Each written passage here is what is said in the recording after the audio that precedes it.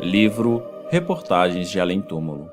Irmão X, pela psicografia de Francisco Cândido Xavier. Lição de número 17. A experiência de Catarino. No início dos trabalhos psíquicos, presididos por Catarino Boaventura, surgiu certa entidade revelando singular carinho e trazendo cooperação interessante, que imprimia novo estímulo à tela viva de cada reunião.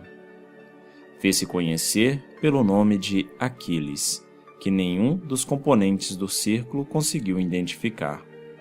No entanto, apesar do anonimato, criou um vasto ambiente de simpatia, não pela cultura notável, mas pelo préstimo ativo que demonstrava.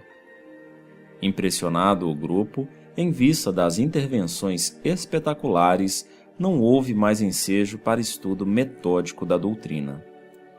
Debalde, o verdadeiro orientador espiritual, exortou os companheiros, no sentido de renovarem sentimentos à luz do Evangelho do Cristo. Ninguém dava ouvidos à solicitação insistente. Em vão movimentou-se o mentor dedicado, provocando a vinda de irmãos esclarecidos, no propósito de modificar a situação. A Assembleia não se interessava pelos aspectos elevados que a nova fé lhe oferecia. Livros edificantes, jornais bem orientados, revistas educativas eram relegados a plano secundário, como inúteis. A amizade de Aquiles representava a nota essencial do agrupamento.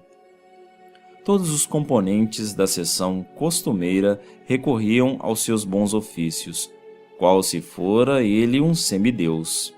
A entidade prestativa não disseminava maus conselhos, nem menosprezava os princípios nobres da vida. Contudo, subtraía aos amigos invigilantes a oportunidade de caminharem por si mesmos. Participava de todos os negócios materiais dos companheiros. Opinava em casos particulares e problemas íntimos. Chamavam-lhe guia e diretor infalível. Via-se, porém, que Catarino Boaventura assumira grande responsabilidade na situação algo confusa, porquanto, na qualidade de orientador encarnado, perdia-se frequentemente em questões e perguntas ociosas. Os legítimos instrutores, em semelhante regime de leviandade doentia, aliada à forte preguiça mental, afastaram-se discretamente, pouco a pouco. E Aquiles, parecendo um menino bondoso e desajuizado, espécie de criadito diligente e humilde, continuou prestante aos trabalhos de qualquer natureza. Fortemente ligado a Catarino por vigorosos laços magnéticos, não se sabia qual dos dois era mais leviano, no capítulo sagrado da responsabilidade individual. Na residência dos Boaventuras, não se tentava solução de problema algum sem audiência do colaborador invisível. O chefe da família jamais se cansava de interrogações e consultas. Frequentemente, repetiam-se entendimentos desse jaez. Meu irmão, que nos diz relativamente ao meu projeto de sociedade comercial com o Moraes e Silva? Referes-te ao projeto da fábrica de doces? Indagava o espírito, demonstrando bondade fraternal. Isso mesmo. Espera, estudarei detidamente o assunto. Daí a minutos, regressava Aquiles, informando. É inconveniente o negócio. Moraes e Silva não é homem de boas intenções, não possui capital suficiente e pretende lançar empréstimo fraudulento em casa bancária. Aceitar-lhe a companhia constituirá erro grave. Catarino não fazia valer as razões nobres da vida, que mandam alijar intrigas e esclarecer intrigantes, no mecanismo das relações usuais, e, olhos vivazes, agradecia. Ainda bem, Aquiles, que tive tua cooperação desinteressada. Obrigado, amigo. Amanhã tomarei providências indispensáveis, compelindo o malandro a desembaraçar o caminho. No dia imediato, desfaziam-se os projetos sem motivos justos. O quadro das oportunidades de trabalho surgia diariamente, mas o comunicante, instado pelo companheiro, destacava sempre as dificuldades e impedimentos. Se observava pessoas, comentava-lhe os defeitos. Se examinava situações, expunha as zonas vulneráveis. Que me ordenas hoje, irmão? Perguntava Aquiles zeloso. Faço questão que te fixes no caso, trazendo informes detalhados e francos. Queres conhecer os obstáculos existentes? Sim, preciso me mostre o lado obscuro, a fim de agir em confiança perfeita. E em todas as situações, obedecia o emissário cegamente. O menor problema era considerado com esse critério de relevo à sombra, com esquecimento das probabilidades de luz. Enquanto passava o tempo, cresciam as demonstrações de preguiça mental. Aquiles parecia alimentar-se dos fluidos magnéticos de Catarino, e este, a seu turno, revelava-se cada vez mais dependente do companheiro espiritual.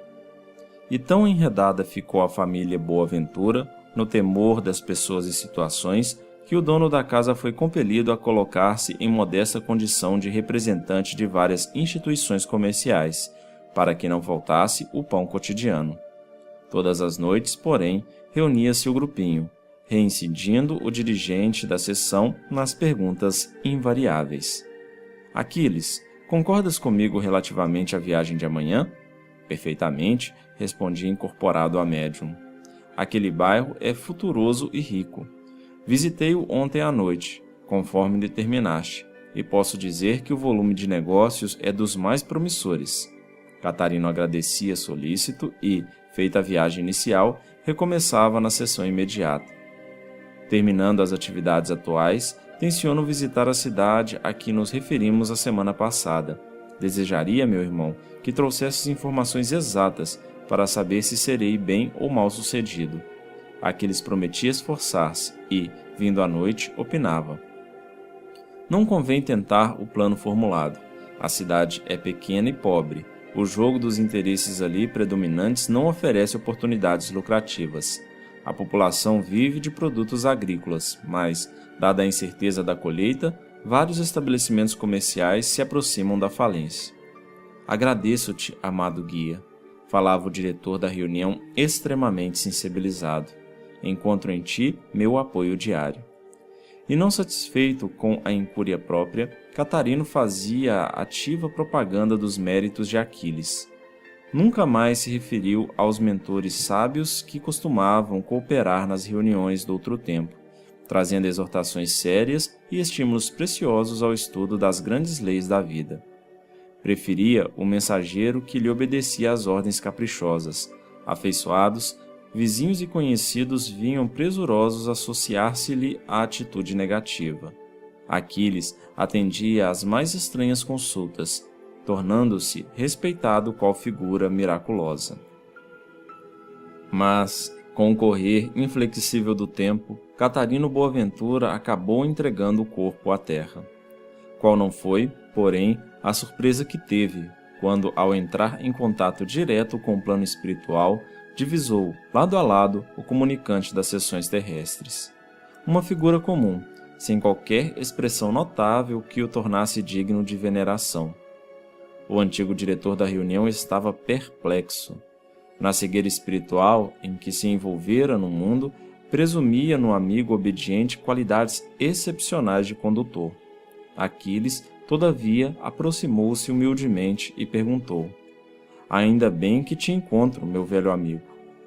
Quais são as tuas ordens agora? Ordens? Indagou Catarino, aterrado. Pois não és nosso guia e orientador? Não tanto assim, explicou o interpelado. Designaram-me para cooperar em tuas atividades na terra e, desde então, trabalhando exclusivamente a teu mando, não tenho outra preocupação senão obedecer-te. Não te encontras, acaso, em permanente comunicação com aqueles que te designaram? Perguntou o recém-desencarnado, ansioso de auxílios novos. Fui ajudar-te, comprometendo-me a não cessar o intercâmbio com esse amigo generoso que me acolheu e proporcionou o trabalho nas tuas reuniões, esclareceu o cooperador humilde. No entanto, dava-me tantas preocupações e tantos encargos sobre pessoas, negócios, vilas e bairros diferentes que, quando tentei receber novas instruções, não mais achei o caminho. Sentindo-me só, tratei de unir-me mais e mais contigo e acreditei dever esperar-te, já que me prendeste tanto em tua própria senda. Catarino experimentou a surpresa angustiosa de quem encontra o fundo do abismo. Somente aí compreendeu que os ignorantes não permanecem exclusivamente na terra e que o pobre Aquiles não passava de servo confiante na indolência que lhe assinalara a última experiência terrestre. Movimentando-se tardiamente, inclinou o companheiro a meditar na gravidade da situação e, à maneira de bandeirantes da sombra, puseram-se a caminho das trevas para a luz. A jornada penosa realizava-se à custa de lágrimas e desenganos. Quanto tempo durou a procura de uma voz abençoada que lhes ensinasse a saída do labirinto imprevisto? Não poderiam responder. Chegou, todavia, o momento em que Boaventura sentiu a presença de generoso amigo ao lado de ambos. Bradou o reconhecimento que lhe vibrava no coração. Quis ajoelhar, oscular os pés do mensageiro que lhes vinha ao encontro. Não pôde, contudo, fixar o emissário, mas a voz que o cercava ergueu-se brandamente e fez-se ouvir com emoção. Catarino, Jesus nunca desampara os que se propõem firmemente à retificação. Reconheces agora que a vida em todo o plano da natureza pede esforço, trabalho, compreensão. Como pudeste acreditar que Deus ligasse a esfera visível à invisível na terra tão só para subtrair o homem aos problemas e os labores necessários? Cada dia no mundo levava-te ao coração abundante celeiro de oportunidades que nunca soubeste aproveitar.